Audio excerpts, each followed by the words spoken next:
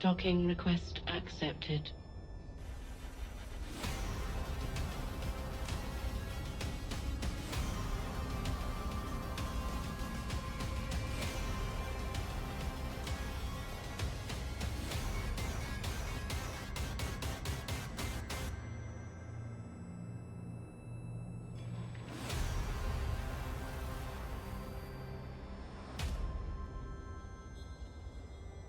Good morning, New Eden! Today is June 15th, 2025, and this is the Federation Frontline Report. Of course, my co-host, Night Flyer over here has he jumped in like right at the perfect time. I didn't miss the I missed the count-in. I should do cameras rolling. I should do that. Totally Actually. I'm the only one who knows what's going on. But But it might be a good idea. It might be a good idea. Well, this is how we start off every show, is a little chaos. Thank you all for joining us. I'm your host, Frozen Fallout here, and this is the Federation Frontline Report. I've got my co-host here, Samson, as well. How's it going, Sam? This way, that way, that way, that way, that way. Good morning, New Eden. Thumb weirdness. Okay.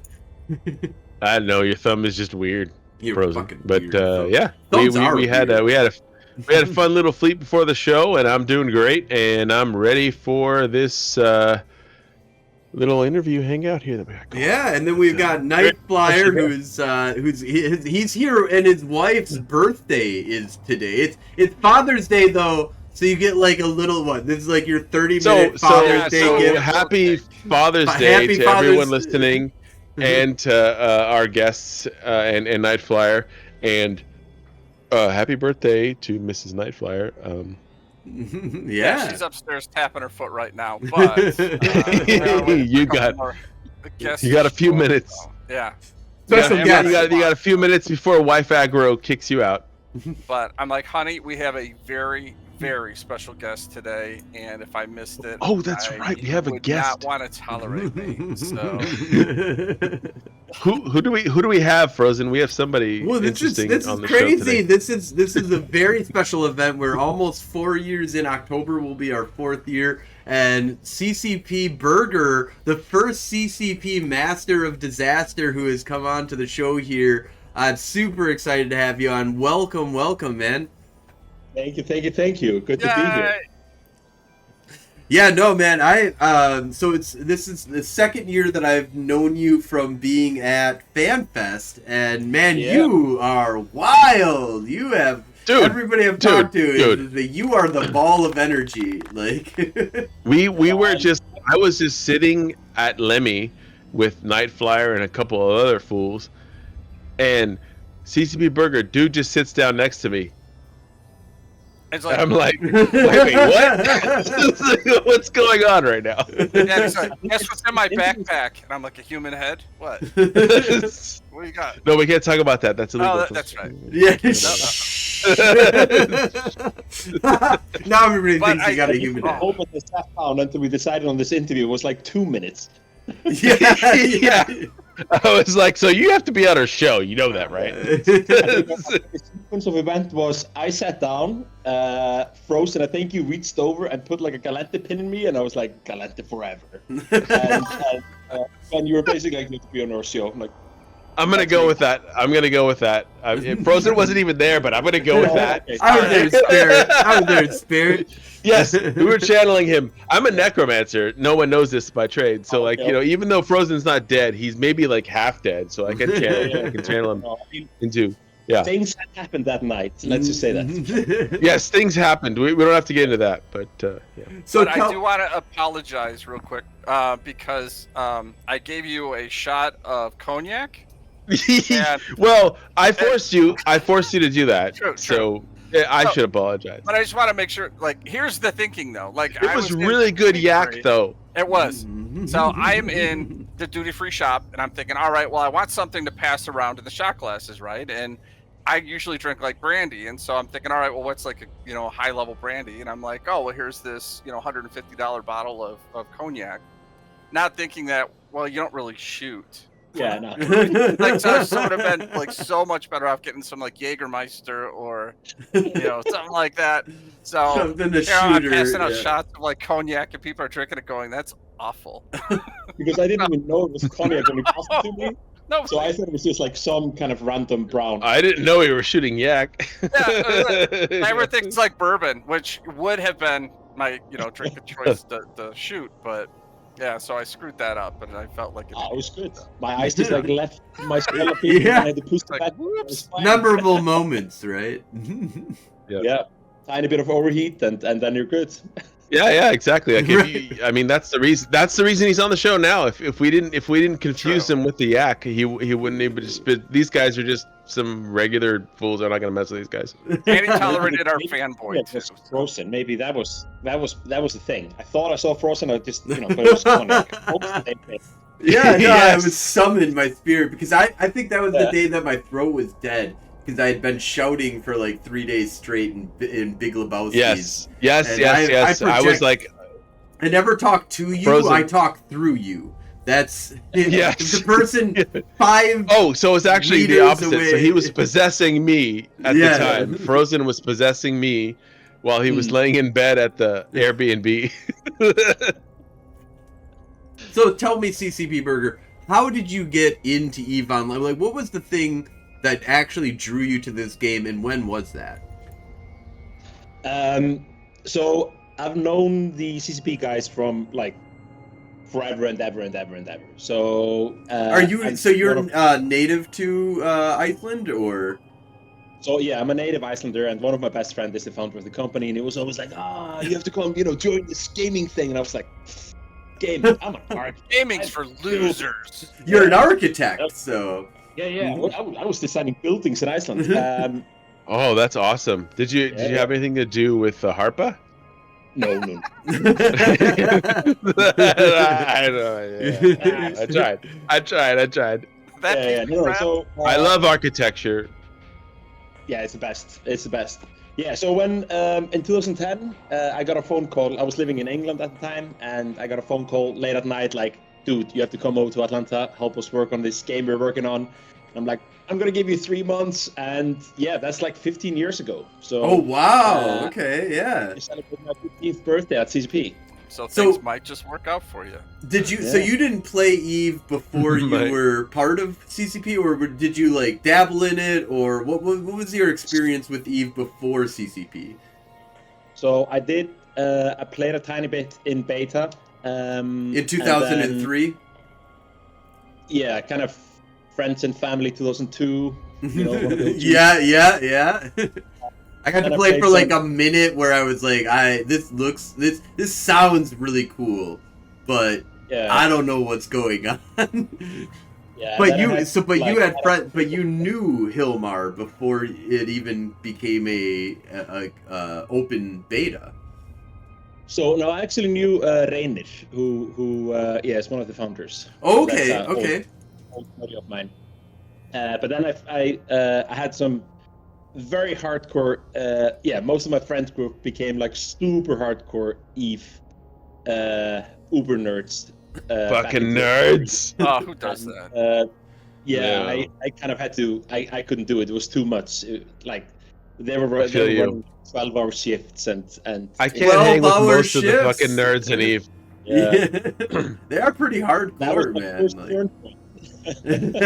I like to shoot. I like to shoot nerds more than hang out with them. Yeah, but then I started playing. I started playing when I joined CCP, and then 2011 I started playing pretty, hardcore. Awesome. And yeah, it's been kind of on and off since then. But since I moved to Iceland in 2014, I played. I tried to play as much as I can. For years I couldn't really play because people kind of. When they heard my accent, they were like, "Ooh, you must be Icelandic." I'm like, "No." Easily, a little identifiable for sure.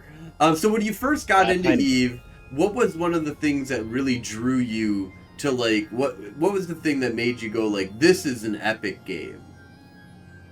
I mean, this is a story I've told like multiple times because it's too epic.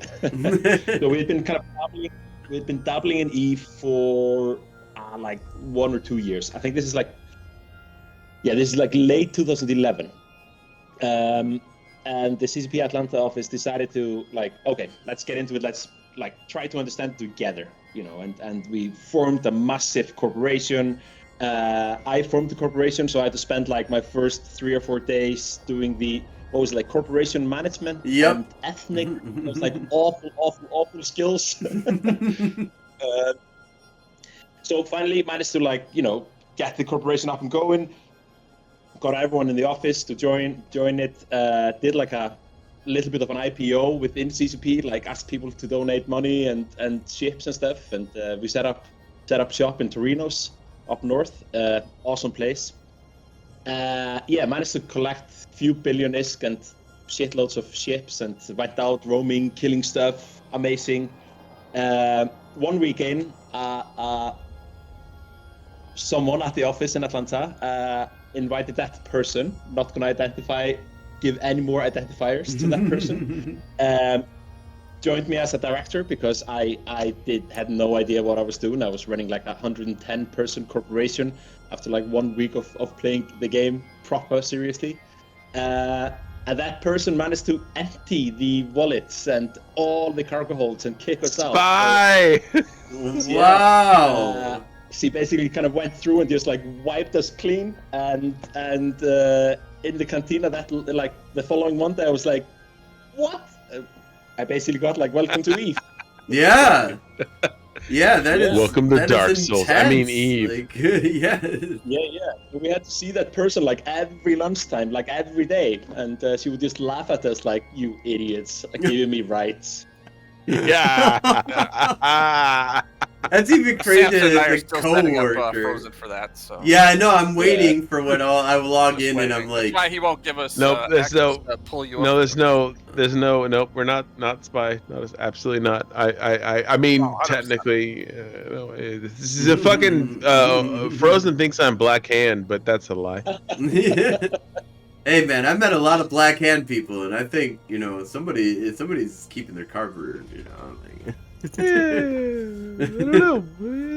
yeah, no, the See what happens. espionage in EVE Online is really epic. Like, I know that, like, I mean, CCP gets, you get on BBC News. Like, you get real, like, there's real, like, people are talking about this kind of stuff, because you don't see that allowed anywhere else. It is one of the grim, dark aspects, I think, of EVE that is, like, it really ties into the, like, how do you care about EVE? It's we gonna had get blown snuff up. spies. We had snuff spies rubbing elbows with us at the parties Yeah. Yeah. in FanFest. Yeah, absolutely. But I mean, FanFest is she like- was cute. I mean, I understand. I get it. Playing it smart. So you know everything, you know. But kind you of know have what the your guard secret- down for 1 minute. You know what the secret is? We ain't got nothing to steal. Yeah, that's the thing. Well, one of the things There's that nothing. I nothing you have could take kind from of us. pushed for whenever I run an organization or anything is personal wallets being fat. Like, I don't want the corporation to be Yeah. fat. I want each individual member to have their own dreadnought that they own, and then we have the ability to help out a little bit. But there is a level of that where, like, if you're going to be Goon Swarm, you have to trust billions, possibly trillions of ISK to multiple people, and you have to, like, have this, like, level of trust and understanding of there's, like, a governmental system that I don't think you'll ever see in any other game. Like, there is taxes in this game by players. Players are taxing you, and then they provide services. Yeah. The most hilarious thing is like when you introduce taxes at FanFest and people like freak out, screaming and clapping. Like, I had people like from the Aspen Cup attend the keynote and they're like, how in the world do you get people to like cheer and scream and and freak out of joy when you introduce new taxes? Yeah, when you guys released LP tax, I mean, that was huge. Huge. That was the one thing that made it be like, oh, if you're in a line or a corporation that is involved in faction warfare, it matters to you on the corporate level now, because one of our problems as a corporate, like I have like 2 million LP just sitting around now for the Gallente. That's for the corporation. That's like, you know, if traded properly, anywhere between 15 to 20 billion ISK to throw into. I mean, when we're throwing around thrashers worth 2 million, 30, 40 million is, you know, stabbers, maybe 100 million is ENI. That's a lot of fucking money. That's like, that funds an entire organization, and that is off of the whole concept of just basic taxes on the corporation. That really helps. Because before you couldn't do that. If you were a faction warfare organization, there was nothing for you to benefit from having more members. It just, in the direct sense of its contribution to your organization. I mean, everybody wants to have 30 people to jump into fleet with and go shoot somebody, because numbers, even though numbers is not king, I have seen one person kick the shit out of 30 people. Like, it's, you know, I've seen one person kick the shit out of 100 people.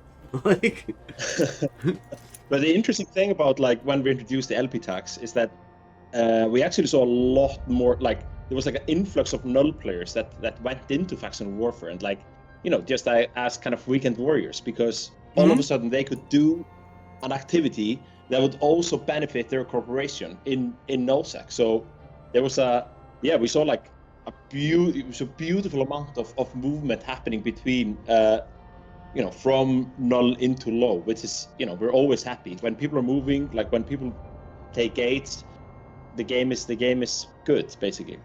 No, I think that's one of the things that I think I'm interested to see, because it seems like there is more with faction warfare and stuff. There's more of a focus on low sec, but I think low sec is really the key to EVE Online, and I think it's one of the like areas that has been neglected to a certain area, where I think that this is the area where you can actually have a little bit more of a focus on small group activity, where, because like if you want to take a 5 to 20 man group out to 0.0, you gotta rent.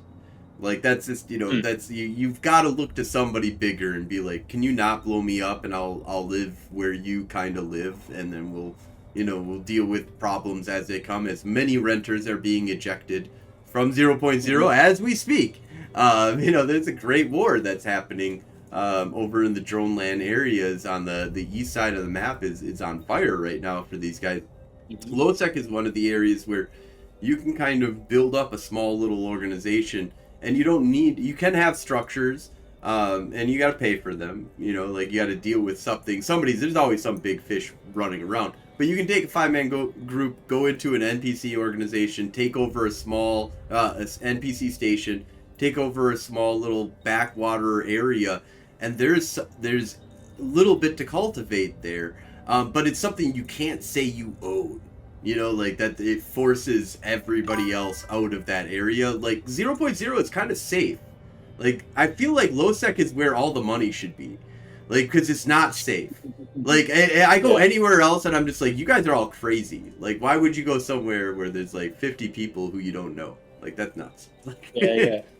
Well, I think like that's the best place. Things that I love about faction warfare is the fact that, you know, you can actually get in there very young, and if you enlist with someone, usually you, like, I mean, after uprising, it never took more than like 15-20 minutes to find the fleet, and just with like random peeps like floating around, and you know, if I joined them on their Discord chat, and you know, with video, they would maybe freak out a bit when they saw me, but still, like it's super fun, just kind of roaming around and jumping into a random fleet, and I made a whole heap of friends through that, and I get a lot of great feedback through kind of just little random fleets here and there. And I think the beauty about EVE, like the magic of EVE, happens when you are flying with people and you actually kind of, you know, you get that rush of you know, catching someone and almost killing them and dying yourself, which we did not manage to do earlier because we were so good at EVE Online. Yeah, I tried, man. I tried.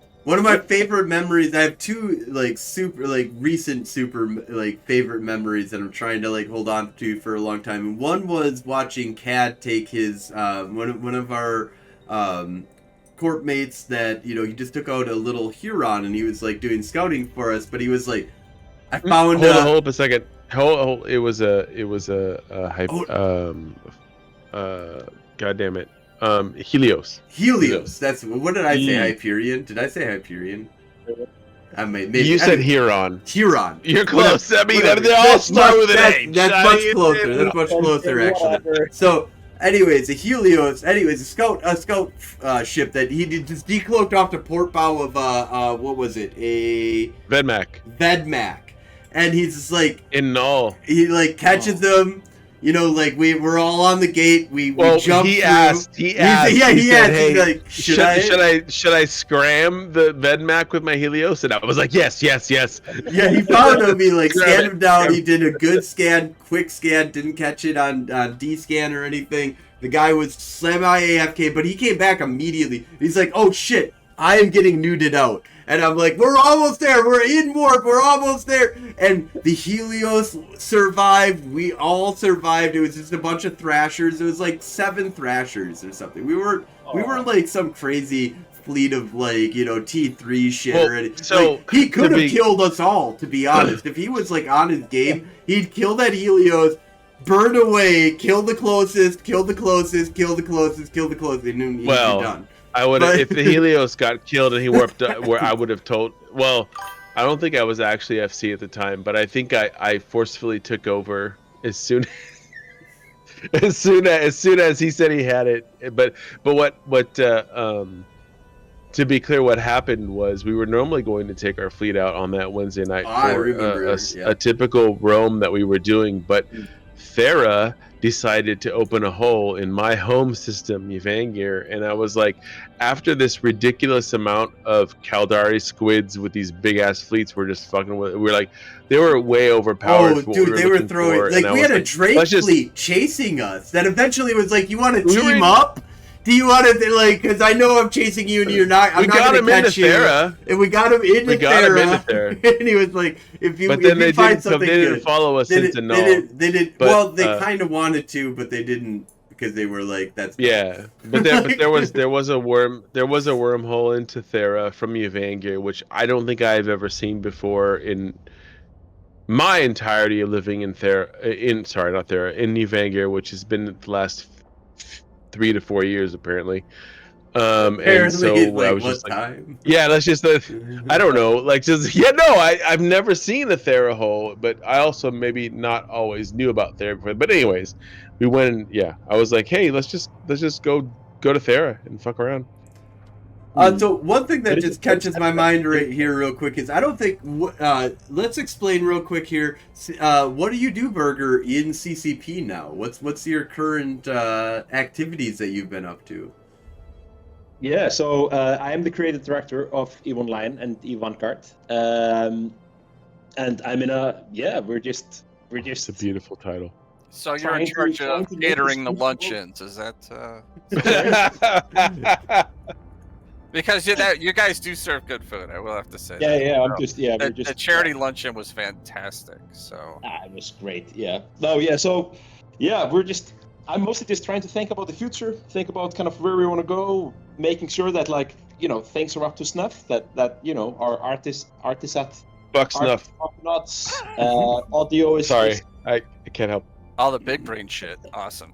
Yeah, so you're creative director, so that you're focused on like you said, the future, like the biggest. One of the things that I noticed that you guys didn't talk about this fan fest, but you talked about last fan fest, and I just want to as a creative director, how you kind of see this kind of thing. Of I kind of want to throw up structures.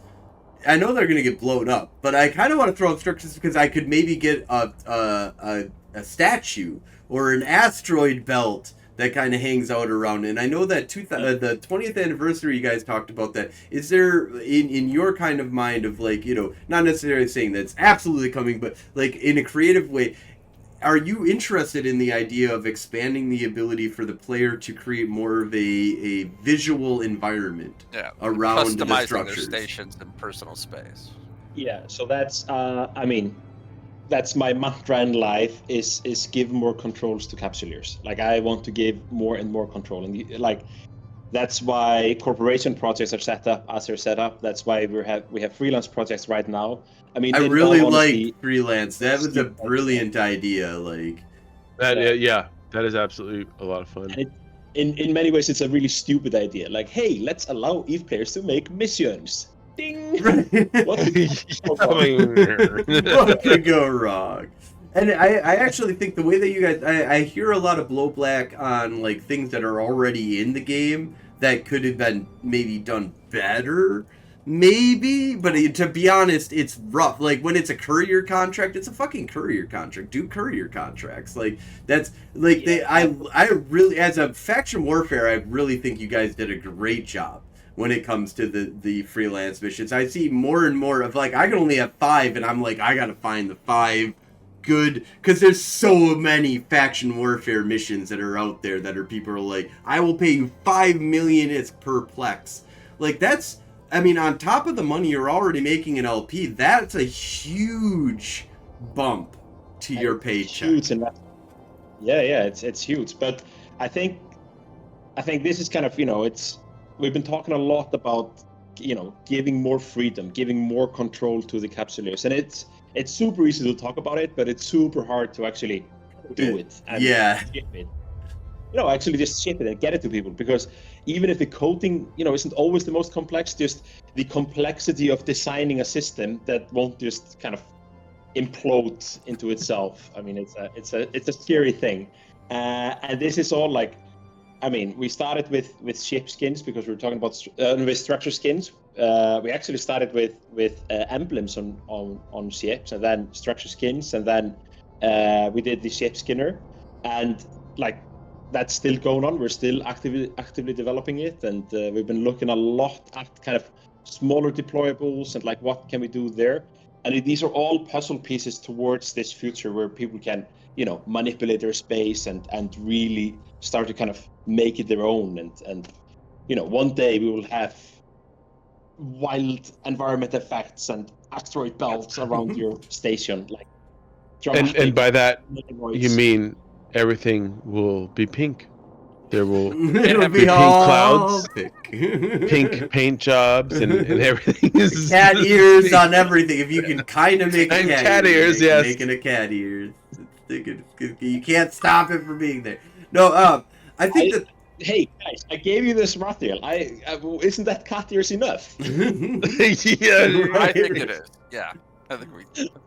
I do think that one of the things I find interesting about you brought up the ship skinner, and I think that was actually really well implemented. I know that there is some pushback from some people about like the price on things that you incorporated into being a skill in the game and an industrial job inside of the game, and I think that that's brilliant. I really like those. I like that added tier of industrial like work that you have to do. It's not something that you can just like go, oh, I'm just gonna throw up a bunch of skins, destroy the skin market, because there is a skin market. I had a lot of skins that I was like, oh shit, Skinner's coming out, like I'm fucked, and then I was like, oh, it's expensive. Good. Like it's if you were giving 5% bonuses to like speed or something like that off of the skin, like then I'd be like, well, this is fucked up. Like this is even then it's like if you just convert it all to ISK, well, whatever, like we'll figure it out. Because that's one of the beautiful things about EVE is that there is like a little bit much more of an intermix of ISK to Plex kind of mentality. It's very easy for you to go get some Plex. You just spend some ISK. You don't have to spend now. Personally, I make enough money that I'm like, it's like 5 minutes in real life working. It's like 3 hours of EVE work. So, like sometimes you have to make those balance kind of things. But skins is the way to go for having a complex, interesting system that is not just pump it out, make money off of this kind of thing and not have it be like destroy the market everywhere on skin. Because cosmetics is one of those interesting things that is that's the area to make a lot of money in games that's not hurting the game in any way, shape, or form. In fact, we play EVE Online. How many people are zoomed out 90% of the time? But to be honest, the 10% I'm zoomed in, I'm like, this is fucking awesome. This looks so You good. wouldn't believe how many people that actually played zoomed out actually fly with the skin. It's Right. Yeah, you I have fly your with the skin all the time. 90% of the time, I'm pulled out. But when I see it, I see it. Yeah. That's my baby. I look good right now. But I think there's a really important point there, and that's kind of the profession and like respecting. Whoa! Oh, is that security? Is security coming to get you? Did you not tip the doorman? I did want to point out that the pull-out method is not 90% effective. Okay, you guys have to talk for 1 minute because I need to push the button. All right. All right, push the button, and I'll be right back too. We'll explain this actually. So there's a lost situation that is going on right now. So there's a button that must be pushed every hour at the CCP headquarters, apparently, or the universe will implode. So this is a special thing that you guys all get to see here. I don't think you understand. If you've ever watched Lost, then you kind of know what I'm talking about. This is it. This is where you get to see the savior of the world. Like, this is the guy right here. If he didn't press that button, who knows what the fuck would happen? The universe could end. Yeah. But yeah, so I don't push the button. So, Frozen, speaking about amazing things and interesting things and making something yourself in this game, I gotta bring up Eve Guru. And if you guys are not playing with Eve Guru right now, you're missing out. If you are a marketer, if you are an industry, if you buy ships and just want to know where the cheapest modules are, this is the tool you guys got to be getting. So that is my sales pitch. So download it, take a look, play with it for free for a month, and you will not be disappointed. I actually had a sweet Eve Guru cap at FanFest until someone stole it from me. Oh no! And I found the person stole it, and it was a cute Kitsune, that guy? He's a pain in the ass. No. It was a cute 4-year-old daughter of an Eve player, and she was a product of EVE Online. So there was a husband and wife that met through EVE Online. They brought their 4-year-old daughter, and she stole my Eve Guru cat. And of course, I couldn't steal it back. I mean, no. So I do have to say, Fern is in chat, and he would love to get you another one. So just let him know. One thing I do have to say, you bring this up. My wife and me, we didn't really meet through EVE Online, but when I first met her, I met her one time. She came over to our house and she was working with one of my buddies, and then she came over another time. We went to like a night shooting stars in the sky, and then she went to France, and so we didn't get to like hang out with each other. But EVE Online was the way that I hung out with my wife before she was my wife, before she was my girlfriend or anything. We spent a shit ton of time on EVE Online together, playing up in the north, mostly harmless, back way like 2010, 2009. And like, I wouldn't say that like without Eve I wouldn't have my wife, but kind of without Eve I might not like have my wife. Like, it is super, like, I didn't get married to her in game. I didn't even date her while she was like hardcore, because when she was in France, it was like her avenue of hanging out with like the American people that she knew, because we were all like, my whole friends group, like I'm very special in EVE. I don't know, like most people that I know that I've talked to, like EVE, I've done a lot of EVE gatherings and stuff. You don't know people who play EVE. Like, you just play EVE and then you kind of like learn about people who play EVE. But like, my friends group is what got me into EVE, and we had like 7, 8. I would say at our max capacity, we had like 10 people, real life, that I would hang out with, that were all playing EVE all at the same time. It was pretty epic for me. Well, Frozen, speaking of wives, I do have to bail. It is my wife's birthday, and I can hear her upstairs stomping her foot. So, I love you guys. Burger, it was fantastic talking to you again. We had such an amazing time in Iceland. I hope you can come to the States and come to one of our Madison meetups. That would be awesome. I am planning on going to the Michigan meetup, so if you guys are interested in that, check out the CCP newsletter, and that information is on there for their Discord. So, love you guys, and I will talk to you soon. Great to Have see a you. good night, Nightfire. sir. Have a good one. So So we have what? to send like. All right, love so- with five. Yeah, we yes, can talk about him yes. now. Fuck that guy. You know, like, no, I'm just kidding. Nightfire is awesome. We love him. So one thing real quick though that I had that kind of came to mind was speaking of like player like Eve Guru and stuff like that. As a creative director, how much do you see the community as being a resource for CCP and Eve Online? Because it seems like the passion in Eve is crazy. Like I mean, like there's I know people who don't play Eve Little and bit. still come to FanFest. Because they're like, this is the place to be. Like, this is like... After they've stopped playing Eve. Right, yeah. Yes. They played Eve at one point, and now they can't get away from it ever again. Like, it's just, it's stuck in their brain forever. No, I mean, I think, our two most valuable ingredients in EVE Online is the community and the economy. Like, these are the two big pillars that we think a lot about and we talk a lot about. And the community, I mean, it's a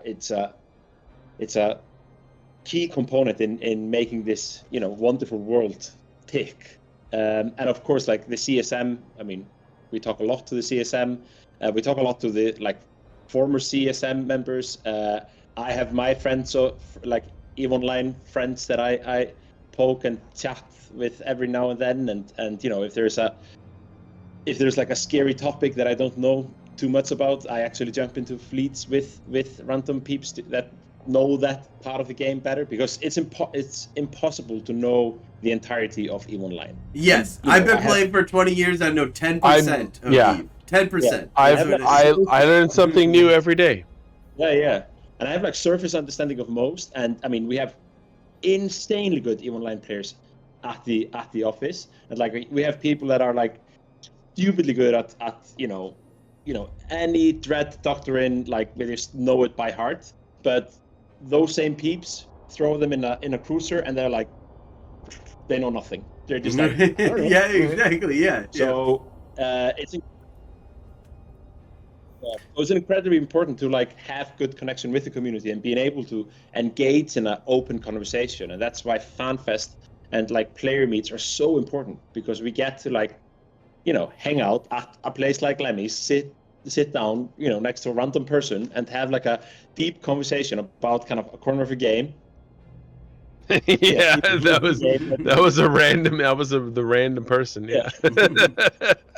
Yeah, and you get to kind of understand that part of the game a bit deeper. I mean, luckily I know Galmil really well. I've been in like all your channels for a hot minute or two. Yeah, you literally said, I've been on your fleets, and I was like, what? No,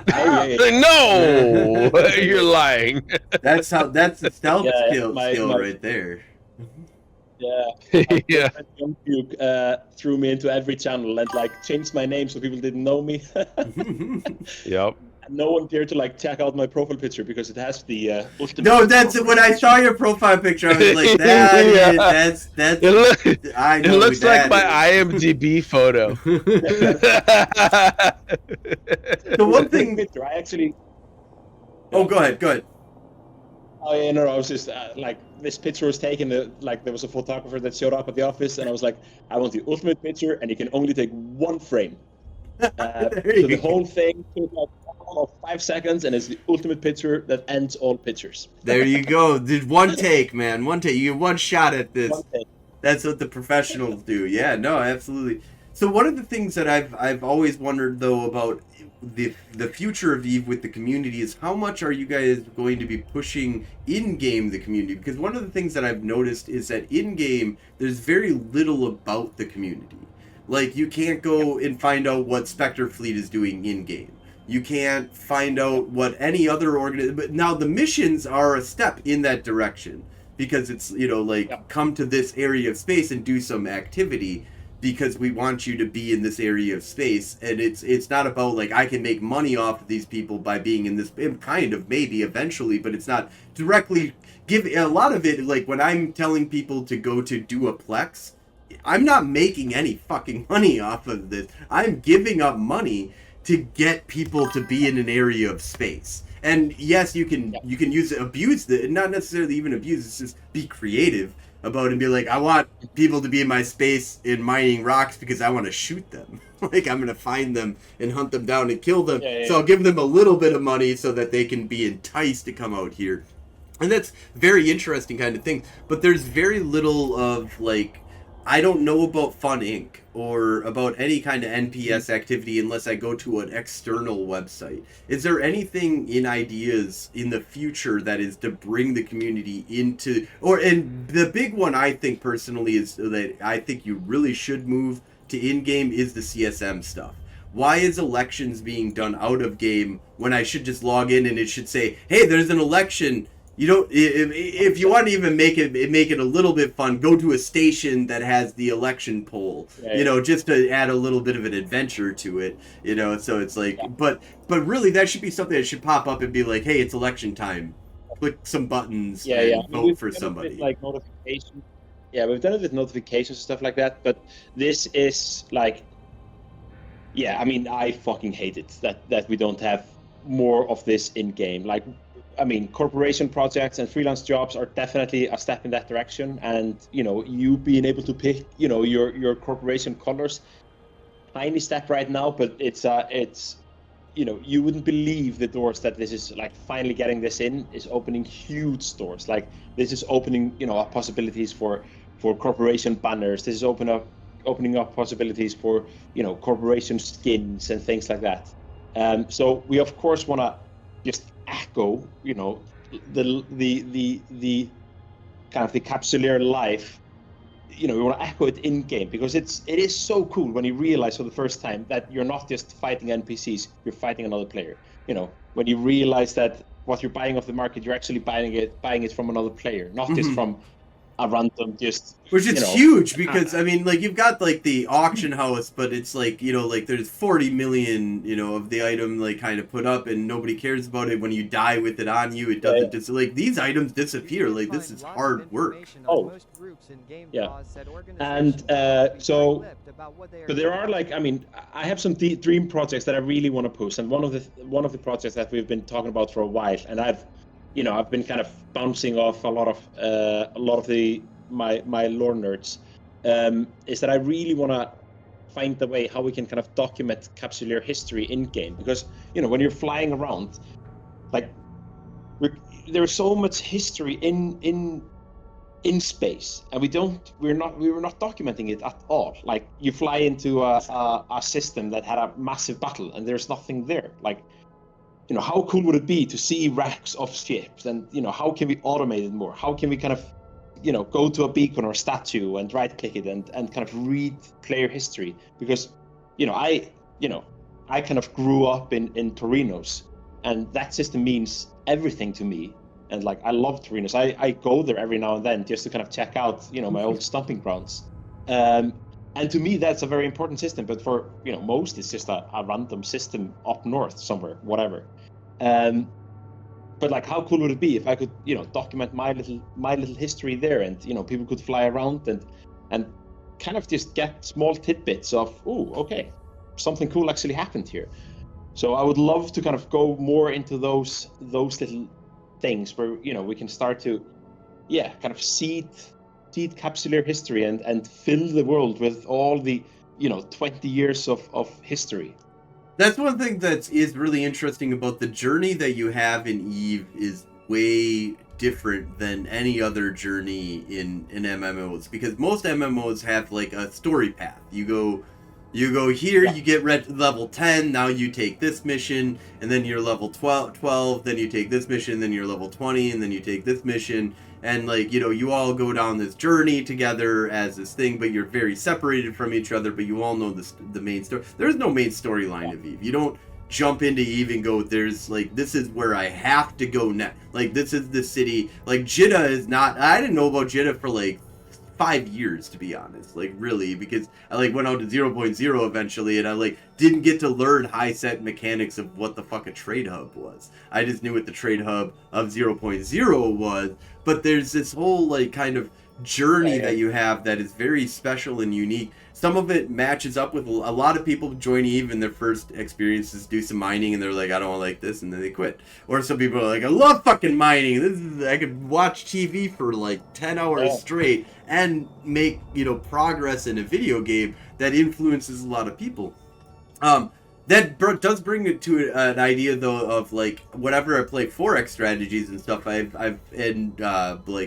Stellaris is starting to get into this a little bit. I've talked to other developers and stuff with other games. It's always like kind of a pipe dream, but it's like you should just journalize everything that happens. Like just, you know, like I mean, especially as we get to the point that AI can start like journalizing a bunch of shit, that it's like, I see this, I'm just gonna tell you what the fuck happened here, and then I print out a little bit of a like, here's what happened during your play session type kind of thing, is having like a journal of like where the game journalizes for you instead of you forcing you know, like having to sit down and spend, you know, like my wife does every night, does like an hour of journal, but that's like an hour of your life that's you're sitting down journaling something. If the game can do the journaling for you based upon your actions, that's like a huge thing that like, and EVE is one of the most unique because your experience is super unique. It's not I did this mission that everybody else has done in this day. It's I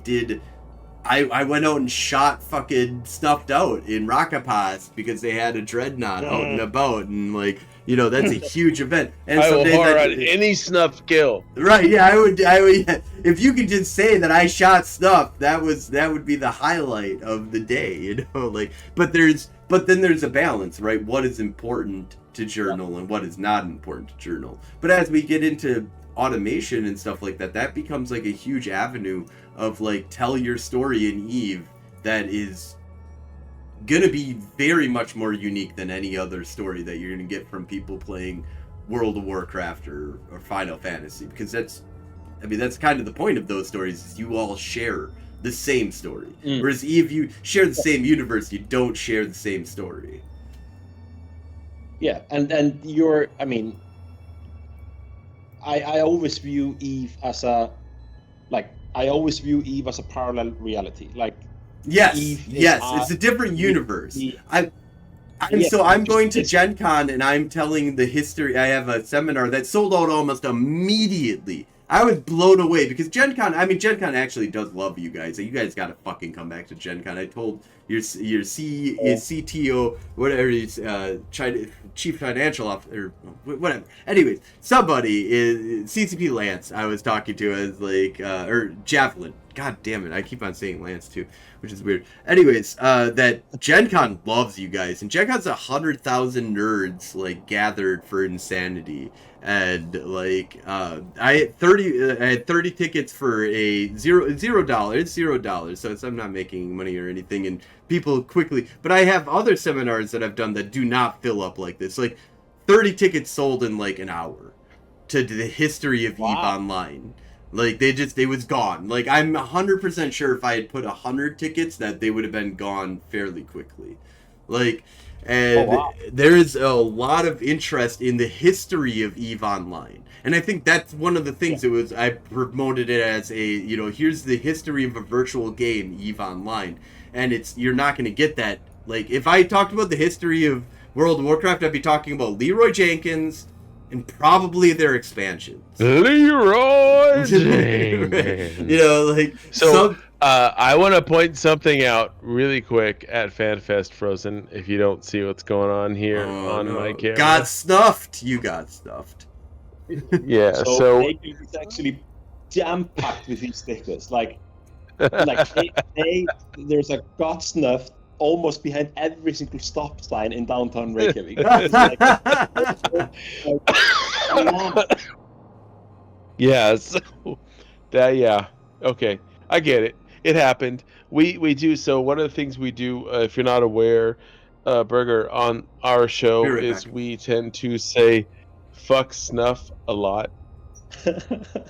because we live in Blackrise, which is happens to be their home, and we happen to be residents of that area. But we, you know, we have we have. I was the only one at FanFest that got snuffed. Oh. So when we were there, so that was an interesting experience because because Gwen, like, I'm not trying to like boast or anything, but I would wager that a lot of Snuffed Out knows who I am because of certain things that have happened and transpired in, you know, in Black Rise. But yeah, it was actually really interesting because I think it happened at Lemmy.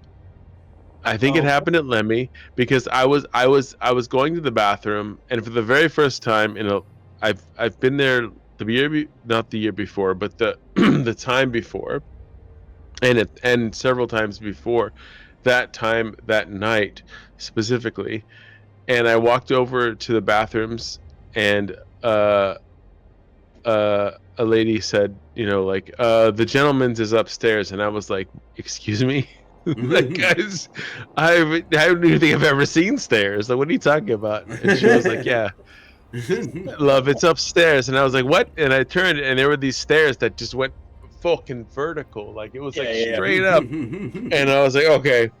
I went up, and as I was going up, one of the snuff guys, there were like six snuffed guys that were in a group that I remember, and he was there, and so it's a very camping the steepest stairs in the world. Yes, I believe so. Yes, and there was a chance that maybe he you know, helped me up, and I feel like that was when I got snuffed. It was the night before.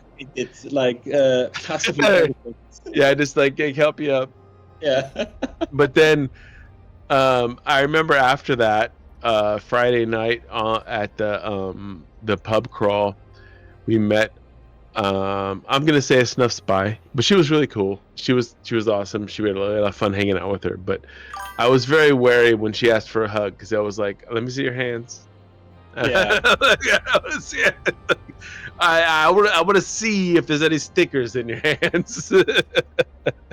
Well, yeah, Sarutu, thank you so much for the raid here. We got a little 14 extra people that just jumped in here. And apparently Hemp lost his Zenitra on the test server to his Snuff Moon. Test server, come on. To a moon drill? And can a moon drill kill something? Just let you know, the Zennials don't know what a test server is, Zeneve. Because they never got to see what it. a moon drill. Well, no, they don't know. Well, they know what a moon drill. That came out recently. They don't know what a POS is. Nobody knows what a POS is anyway. It's like when you go to somebody, you're like, "Do you know what a rotary phone is?" And they're like, "No." It's my Nixon a POS. What the fuck is a rotary phone? What the fuck is a POS? POSes are very useful. POSes are the reason why we don't have nice things. So yeah, so it's one thing I code want to point out, apparently is like the foundation of fucking the universe. Like if it wasn't for POS code, you wouldn't have Eve. So, I mean, not wrong, but so CCP Burger. Yeah. Thank you for coming on the show, and you are amazing. And I just want to so you wanted to ask us some questions, and if you're still available for this, please. Oh we didn't do the reverse interview. And Gwen, we sort of did while we were flying a little bit in my fleet, which I apologize for because that was not a typical fleet. Like there wasn't as much murder as I would have hoped. Well, the Kaldari have kind of run away from us now. The South is the squids they're running. It's like I'm eating fucking calamari every day. You know what's up? Like we just like. Biggest question, like, because initially, what was it? You know, we decided this at FanFest, you know, a couple of months ago, a month ago, whatever. Wow, yeah, that was very recent, wasn't it? Yeah, it was very recent. Like, the situation was, we bit different, and we were kind of sitting there shooting cognac. Cognac. We were shooting cognac, and Cognac. I will say this: I was still disappointed you didn't share the contraband with us. I'm just saying, that's all. That's some contraband. No, anyways, we'll pretend. All time. We won't talk about it. We don't want to get you in trouble. We're not talking about drugs. We're actually talking about unpasteurized Swiss cheese. Yes, we are. Yes. We are. And I totally would have eaten your Swiss cheese. Just saying. I'm 110% lactose intolerant, and I was in. Afraid and proud of Galmil at the same time, says Blue Gray. Beautiful. But no, I mean, we were sitting there. We were kind of, everyone was feeling kind of a bit under the weather. Like, Galmil. It's been a rough patch. Things haven't been going awesome. Whatever. Month later, like, what in the world is happening, guys? Like, Galmil is like, holding 50 systems. Caldari is running like there's no tomorrow. So, one of the big things that I heard that happened was that a bunch of groups in Galmil have left. Like, they no longer have the ability to fight in the north and the south at this time, and they've gone over to Amarmil. They wanted to become corporate slavers versus real slavers. They were like, this is just too phony for me. I want to go do real slavery. I don't want to like do the like invocation of like Beetlejuice or Bloody Mary or anything, but I haven't seen Diana Kim around. I haven't seen Diana Kim in a long time. I don't know if you're familiar with Diana Kim, but she is one of the most badass Caldari crazy multi-boxer players that plays with like 5 accounts. Knows what she's doing, like really loves to flex like all day long. Like you know who her fucking arch nemesis is, and this is just a personal claim. It's kind of like fucking Jack Sparrow, but Gwen, absolutely.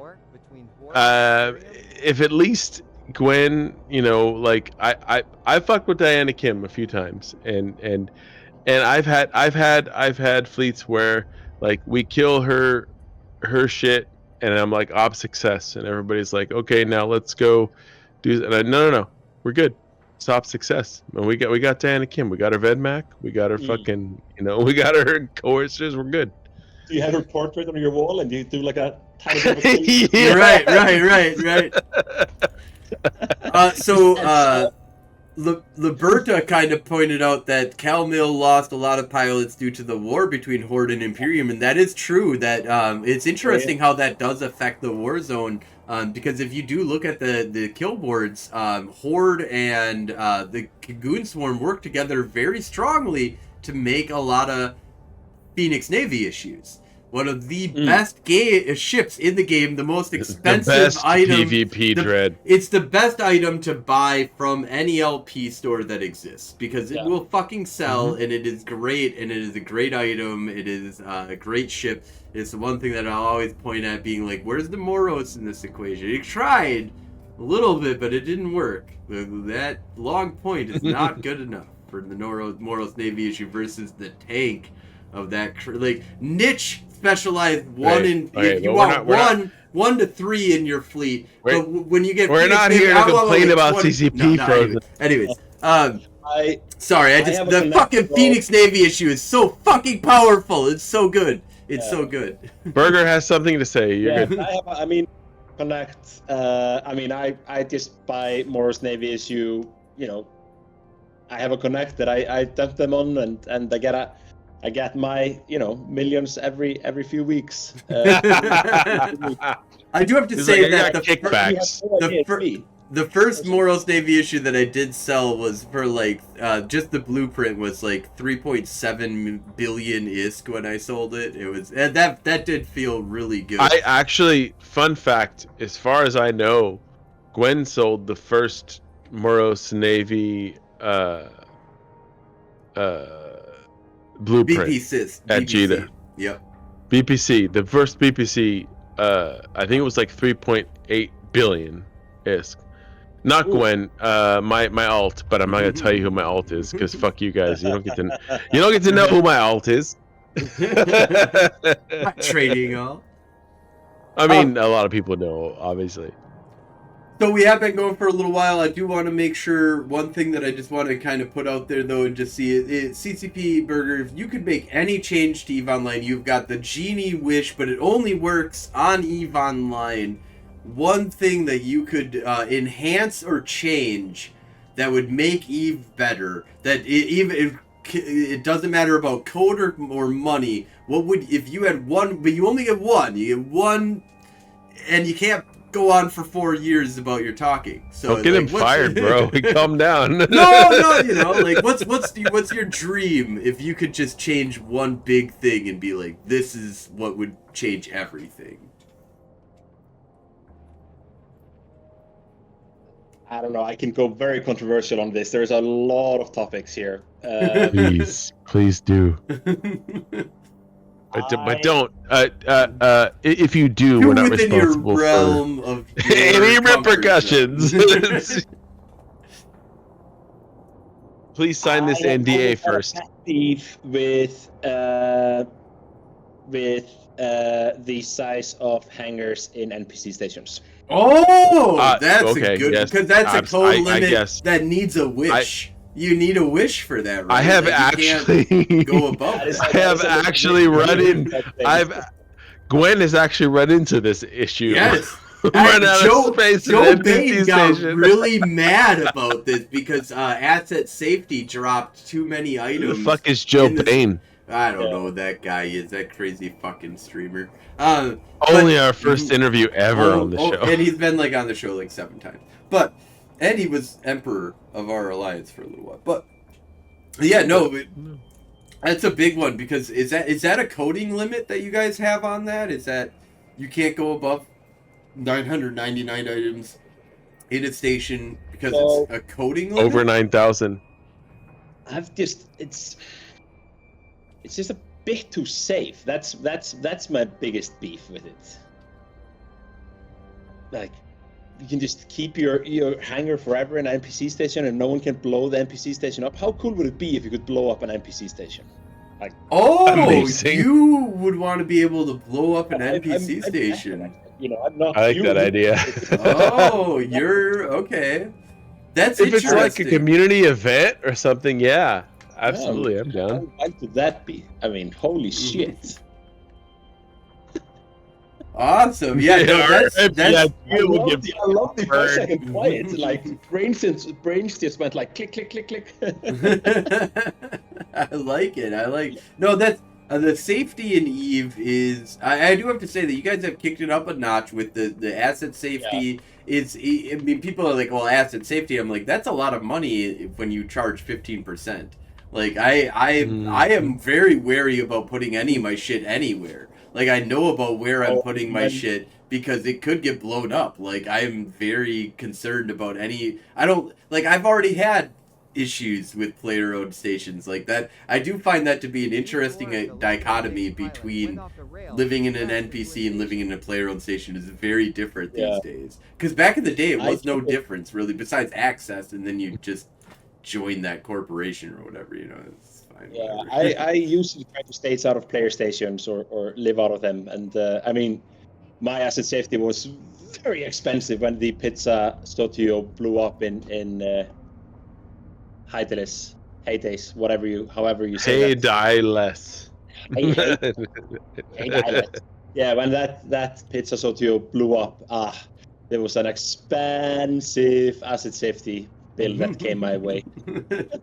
Yeah, I ended up actually losing a Moros, I want to say Moros Navy issue. Might not have been a Navy issue, though. But it was unfit, but I would move bunch of shit, and people were like, really, you lost? Because I forgot about the Lancer. I was like, as soon as I landed, I saw a Lancer charging up and that beam just shoot at me. I was like, yep, that's it. That's the end. Like, nothing to do here. Like, I fucked up. I did like three movements with my thing. And it's like, That's one thing that I like about EVE a lot is that it's very rarely not my fault when I fuck up. Like I know anytime that I kind of can be like, well, it's not my fault. It's usually probably still my fault. I just didn't know what the fuck was going on. Like very rarely, like even when it comes to like running abyssal, like I don't run abyssals. I will never run abyssals because I understand like for real, like with like a 5 billion-isk ship, because I know my internet's going to one day just clip out, and if it does, it's not CCP's fault. That's my fault. Like I knew my internet could just drop at any time, and you're gonna die in this really expensive ship if you do that. Like so, like EVE is very much on you. Whenever you like, I just when people jump into my gate and die to me, and they're like, "You are such an ass," I'm like, "It's your fault. Like you didn't have to come to my system. Like I didn't have to go through Yadamia when I jump. I kind of do, but I chose." You know, like I'm choosing these things, and do you have a cloak? Do you have, how much cargo do you have in your ship? Are you jumping into low sec? What are you doing? Like so much of EVE is on you, and and that's why adapt or die is one of the things that like, and I still think, and I think it's kind of waning a little bit, but really people adapt or fucking die. Like CCP 100%. Says this is the way that it is. Now just do it, because that's. Like, we live in a moving forward game, not a stuck in a storyline that, like, I'm at level 30 and I'm just trying to make it through the storyline. Can you make this better for me? You know, like... Yeah, I mean, it's also like, you know, we have to...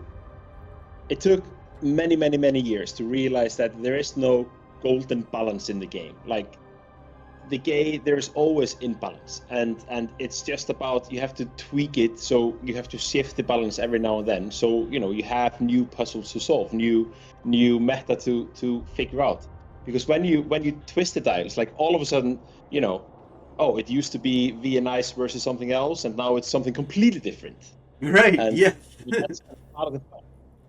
Yeah, and the one thing that's beautiful is you're not introducing new items upon new items upon new... I mean, sometimes when you introduce some new items, but usually very expensive, niche, special things that are kind of cool, but not like, oh, we're changing the landscape of warfare today by releasing this item. And when it comes to, like, comparatively to, like, World of Warcraft, where it's like every month they've got to come up with a new, you know, like every expansion. 1 a.m. for me. Yes, that is a bit late.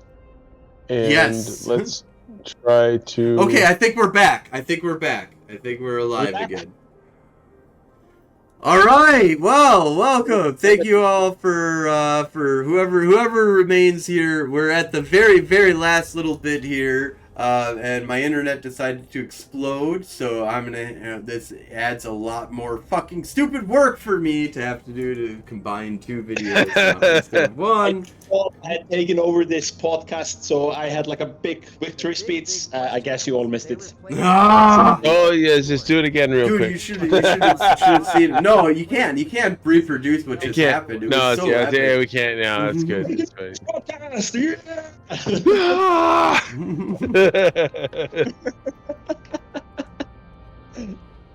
But yeah, thank you so much. I know that you've got, you said you got to leave here in a little bit here, but thank you so much for coming on. I'm going to try and figure out how to wrap these two videos that now apparently we have two videos in my internet apparently. Doesn't, you know, I'm suing AT&T tomorrow. So. And Twitch. And Twitch, everybody. I'm suing everybody. Fuck it. Yeah, Galmil. I think Judge Sarn will join you on that if you need help. But yeah, thanks for coming on. I want to give a little bit of spotlight though before we leave, and just you know, this is a little bit different because you know you're such a hero in the universe that we exist in. But do you have any heroes? Do you have anybody that inspired you to play EVE Online, or anybody that you want to give shout outs to that really just inspired you from playing and just being a creative director for one of the coolest games that has ever existed in the universe, the multiverse? Well, in the multiverse, I mean, there are so many people. Like there's a lot of EVE players that I owe so much to. some of them have actually joined CCP in you know, throughout the years, and it's awesome when you get to like know people and then actually work with them, and I mean, people like CCP, Swift, and Convict, and these guys like legends, but yeah, no, just huge shout out to you know, the entire community, and of course to all my Galmil buddies that I've been actually flying with without you knowing. Under the Apparently. radar. That's what he said. As soon as he showed up next to us at Lemmy, he was like, I've been in your fleets. And I was like, excuse me? That is awesome, though. That is Eve. Though that's Eve, the spying of like even CCP spying on its own game is like that's the epitome of truth right there. Like there was one fan fest where I showed my launcher, and I basically just I had blurred out all the names, but I have like kind of my username have like kind of which corporation or alliance, you know, that spy is injected in, and I got so much. Oh, there were so many people that freaked out. Like, are you this person? Are you that person? We have spies. Spy hunting. Yep. No, it's one of the interesting things because like in other games, like a spy, like what does it matter? Like what does it really like? Eve, it really fucking matters. Like you own shit. Like it matters. Like even the lowest level. Like I'm sure we've got spies in our alliance that like, you know, just are here just to get the odd Eve mail and then be like, hey, there's something going on. Like, hey, yeah, like.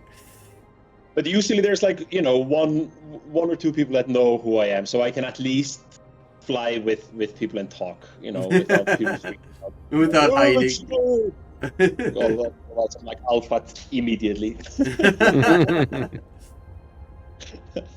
Awesome. Well, it's been awesome hanging out with you, and thank you for coming on. And you are the first official CCP employee to be on Federation Frontline Report. You are a true Gallente advocate in CCP. Thank you very much for coming on. And thank you, sir. Yeah, this has been awesome. Maybe next time. Yeah, I look forward to seeing you in fleets. You know, like even if you're in stealth mode. So I'll just you know what I'm gonna do? I'm gonna pretend you're in every one of my fleets. Just always, always CCP Burger chilling. On, like, you know, on your A game, always, you know, proper behavior. Yeah. Awesome. Well, thank you all for watching. Thank you for coming on, and have a great night, everyone. Thank you. Fly dangerously.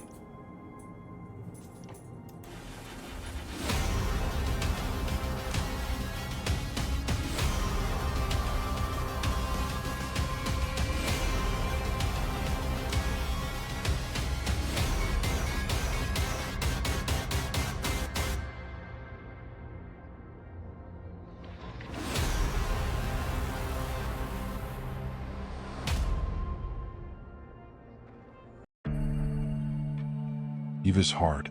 Everyone is out for themselves. You try mining, manufacturing, trading, but with little to moderate success. No one wants to give up their secrets. No one wants you to win. But that won't stop you. You just need the right partner. Someone to give you the right answer every minute of every day. A tool developed by Eve University professors for the community. A tool that generates overwhelming value. A community that helps each other. Let me ask you a question. Do you want to be a trillionaire?